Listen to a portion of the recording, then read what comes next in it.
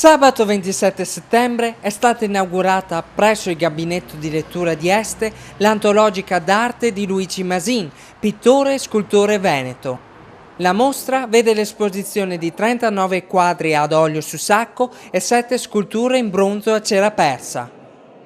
L'opera di Masin si ispira alla poetica impressionistica ed espressionistica ed è caratterizzata da 3 elementi ricorrenti: la luce, il colore e l'immediatezza con la quale si presenta alla comprensione dello spettatore. Impressionista, espressionista materico. Materico perché la pennellata nei miei quadri è una pennellata abbastanza grassa, abbastanza piena. Ecco, però devo anche dire una cosa, e questo fa parte anche della ricerca di un artista. Nelle ultime opere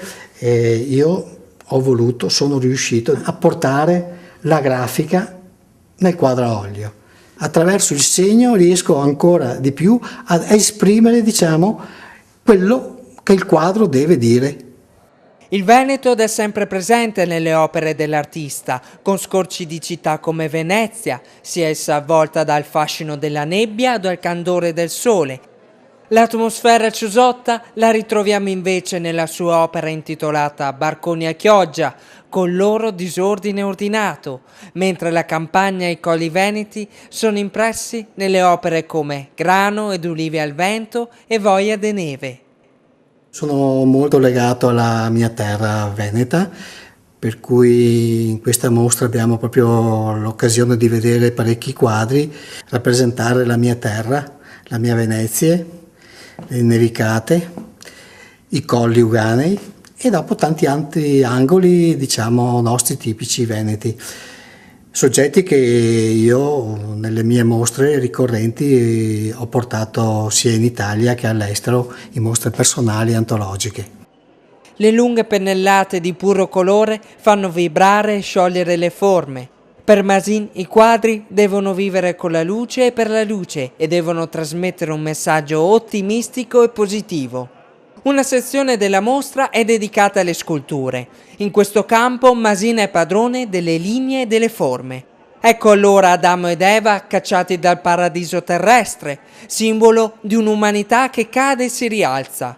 L'inno alla bellezza, nel ricordo giovanile delle donne che si lavavano i capelli nel cortile di casa, e l'estasi poetica, il cui volto è espressione dell'istante. Quando chiaramente affronto un quadro, allora entro nell'ottica di quello che è il cromatismo, i miei colori, la mia tavolozza.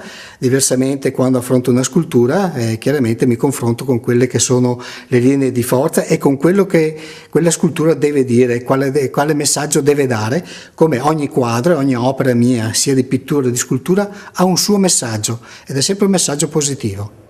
Dopo l'invito all'Open 2007-2010 della Biennale di Venezia, Masin ha recentemente allestito 2 personali a Parenzo e a Dubai, riscuotendo successo di pubblico e di critica. In programma altre esposizioni a Milano e a San Pietroburgo. La mostra rimarrà aperta fino al 12 settembre ed è visitabile dalle ore 10 alle 12 e dalle 15 alle 20.